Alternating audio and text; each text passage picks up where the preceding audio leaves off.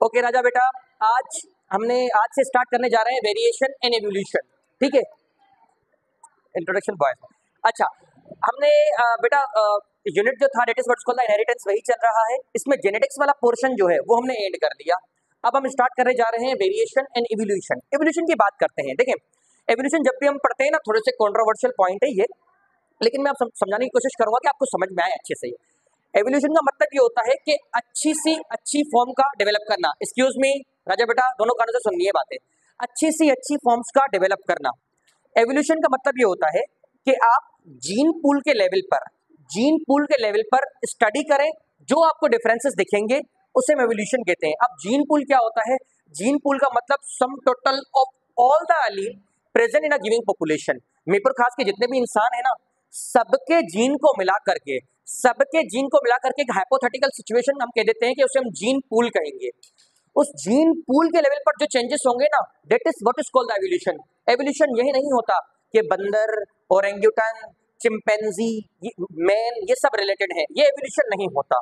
Evolution का मतलब ये है कि जीन पूल के लेवल पर जो डिफरेंसेस हैं, that is what is called the evolution. पहली बात तो ये जीन पूल आपको समझ में आ रहा है कि जितने भी इंडिविजुअल्स हैं, मिरपुर खास के जितने भी इंसान हैं, सबके जीन्स को कलेक्टिवली अगर हम कहेंगे तो वो जीन पूल होगा। आप आज से 50 साल का पहले जो बंदा आया हुआ है पेपर कास्ट के अंदर, और आज का न्यूली फॉर्म्ड जो बच्चा है, उसके जीन पूल को उठाएं, और 50 साल के जो पहला जो इंडिविजुअल है उसके जीन पूल को उठाएं। दोनों के जीन पूल में जो आपको डिफरेंसेस दिख रहे हैं ना, वो होती है एवोल्यूशन। जी, not swimming pool, it is gene pool. जो आपको डिफरेंसेस दिखेंगे that is what is called the gene pool. ठीक है। अच्छा, एवोल्यूशन जो है, एवोल्यूशन सिर्फ और सिर्फ मॉर्फोलॉजी में नहीं होती, एवोल्यूशन कल्चर में भी होती है, इम्यूनिटी में भी होती है, बायोकेमिस्ट्री के लेवल पे भी होती है। ठीक है, और एनाटॉमी में भी होती है। आप खुद सोच करके देखो कि आज से हजारों साल पहले जो इंसान मौजूद थे, क्या उनकी हाइट और हमारी हाइट सिमिलर है? क्या उनकी इम्यूनिटी और हमारी इम्यूनिटी सिमिलर है? क्या उनका कल्चर और हमारा कल्चर सिमिलर है? तो एवोल्यूशन हुई है।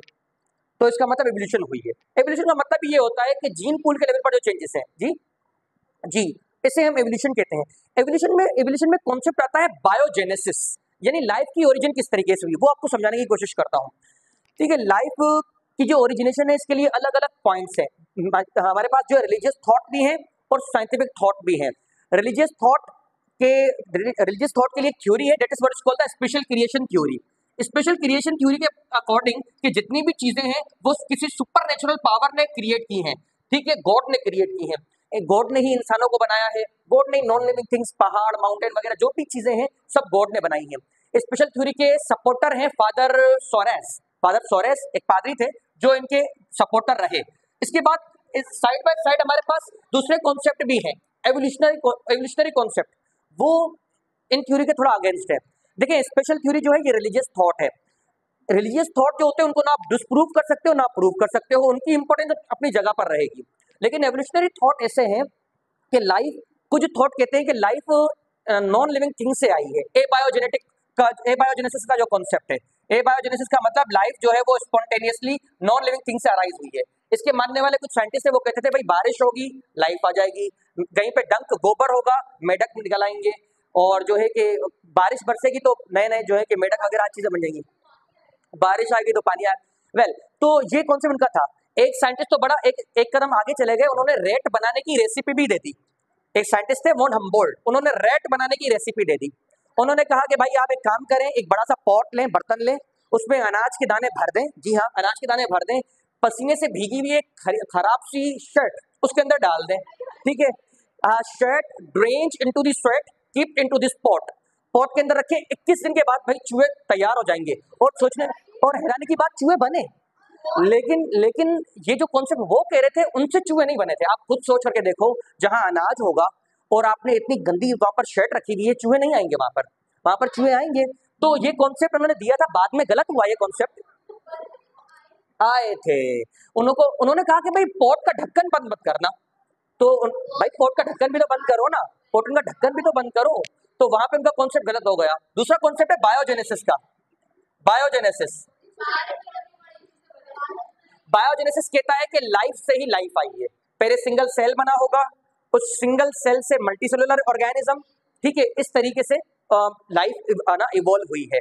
तो इनसे भी सवाल किए गए, वहां पर थे ना सपोर्टर, तो एबायोजेनेसिस के थे ना, उन्होंने कहा आप कह रहे हो एक सेल बना है, वो सेल कहां से आया? वहां पर बायोजेनेसिस वाले भी खामोश। तो कुछ कॉन्सेप्ट एबायोजेनेसिस के सही थे कि एक बार सेल इवॉल्व हो गया, उसके बाद लाइफ ने ही लाइफ को कंटिन्यू करा। अच्छा, पहले का जो एनवायरनमेंट था और आज का जो एनवायरनमेंट है उसमें फर्क है। ठीक है, पहले का जो एनवायरनमेंट था, एनवायरनमेंट में हाइड्रोजन था फ्री, पहले का एनवायरनमेंट रिड्यूसिंग टाइप था, आज ऑक्सीजन है। आज ऑक्सीजन हर चीज को कंबस्ट कर देती है, बर्न कर देती है, पहले ऐसा नहीं था। ठीक है, ऑक्सीजन, जी पोल्यूशन भी बहुत ज्यादा हो रही है, ये एक प्रॉब्लम अलग है। ठीक है, तो इस तरीके से लाइफ, अच्छा कुछ साइंटिस्ट तो उनका कहना ये है कि लाइफ के स्पोर अर्थ पे है ही नहीं, लाइफ कहीं किसी दूसरे प्लेनेट से माइग्रेट करी है। एक एस्टेरॉइड मेटेरॉइड जो है वो अर्थ से टकरा गया, ब्रेक हो गया, स्पोर लाइफ आ गए यहाँ अर्थ पर और लाइफ ओरिजिनेट हो गई, ये भी मानना है, इंटरप्लेनेटरी थ्योरी कहते हैं उन्हें। अच्छा, कुछ साइंटिस्ट का मानना यह है कि जिस स्टैंडर्ड पर हम इस अर्थ पर लाइफ को लाइफ बोल रहे होते हैं, हम कहते हैं ना कि जो रिस्पायर करेगा, जो मूव करेगा, जो ग्रोथ शो करेगा, जो मेटाबॉलिज्म शो करेगा, उसमें लाइफ होगी। कुछ साइंटिस्ट कहते हैं कि भाई हो सकता है कि दूसरे प्लेनेट्स पर यह स्टैंडर्ड ना हो, वो कहते हो कि जो नाइट्रोजन लेते हैं उनमें लाइफ होगी, हो सकता है कि वो लाइफ दिखती ना हो, तो हो सकता है ना। तो ये पॉसिबिलिटीज लाइफ को लेकर के ये पॉइंट है। अच्छा, ये कंट्रोवर्शियल पॉइंट है, इनके सपोर्टर भी हैं, इनको अपोज करने वाले भी मौजूद हैं। ये लाइफ के बारे में थोड़ा सा था, ऐसा प्रूव नहीं है अब तक, नासा वगैरह बहुत ज्यादा पैसा खर्चा करते हैं इन चीजों पर, ठीक है, तो ढूंढने के लिए। फिलहाल तो यही है हमारे पास। अच्छा, सो एवोल्यूशन का मतलब ये होता है differences at the level of gene pool. इनका नाम याद रखिएगा, डार्विन का, आगे हम डार्विनिज्म भी पढ़ने वाले हैं। Darwin is the father of evolution. ठीक है, जेनेटिक्स के फादर कौन है? मॉडर्न जेनेटिक्स के मेंडल। एक्सपेरिमेंटल जेनेटिक्स के फादर कौन है? TH Morgan. और एवोल्यूशन के फादर ये हैं। अच्छा, ऐसे भी कहा जाता है कि एवोल्यूशन का मतलब होता है to unfold the radiant potential. Organism के अंदर जो पोटेंशियल है उसको अनरोल करना, रिवील करके दिखाना, एनवायरनमेंट के अकॉर्डिंग एवोल्यूशन है। ठीक है, हर टाइप का चेंज एवोल्यूशन नहीं होता। टेडपोल से फ्रॉग का बनना एवोल्यूशन नहीं है, जीन पूल के लेवल पर चेंज होना एवोल्यूशन है। एवोल्यूशन का कोई क्लाइमेक्स नहीं है कि भाई एक पॉइंट तक जाके स्टॉप हो जाएगी, नहीं। एवोल्यूशन लेडर की तरह नहीं, एवोल्यूशन ट्री की तरह है। अच्छा, क्योंकि एनवायरनमेंट भी चेंज होता रहा है, आप सपोज करके देखो, यहाँ हम नहीं थे तो इस रूम का एक टेम्परेचर था, एक पीएच लेवल था, ऑक्सीजन लेवल था। जब हम यहाँ आए, हमने रिस्पायर करा, ऑक्सीजन लिया, कार्बन डाइऑक्साइड रिलीज करा, तो हमने एनवायरनमेंट को चेंज कर दिया ना। अब जो यहाँ की माइक्रोब की लाइफ होगी वो वैसी नहीं होगी जो पहले की थी। तो एनवायरनमेंट हर टाइम चेंज हो रहा है। अगर एनवायरनमेंट कंटिन्यूअसली चेंज हो रहा है तो एवोल्यूशन भी स्टॉप नहीं हो सकती, एवोल्यूशन भी होती रहेगी। बताया किस तरीके से जाता है वो अलग बात है, आप इस तरीके से याद रखेंगे कि जीन पूल के लेवल पर स्टडी करना एवोल्यूशन कहलाता है। एवोल्यूशन सिर्फ मॉर्फोलॉजी में नहीं, एवोल्यूशन कल्चर में भी होता है, बायोकेमिस्ट्री के लेवल पे भी होता है, इम्यूनिटी के लेवल पे भी होता है। ये कुछ कॉन्सेप्ट ऑफ एवोल्यूशन से रिलेटेड है, ये आप याद रखेंगे आगे। अच्छा, एवोल्यूशन को आप अपनी आंखों के सामने होता हुआ देख भी नहीं सकते।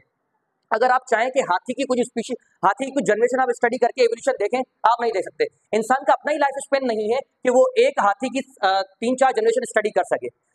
लेकिन एविडेंस, फिर हम बिलीव क्यों करते हैं एवोल्यूशन पर? क्योंकि हमारे पास evidences in favour of evolution, आगे बात करेंगे उनकी।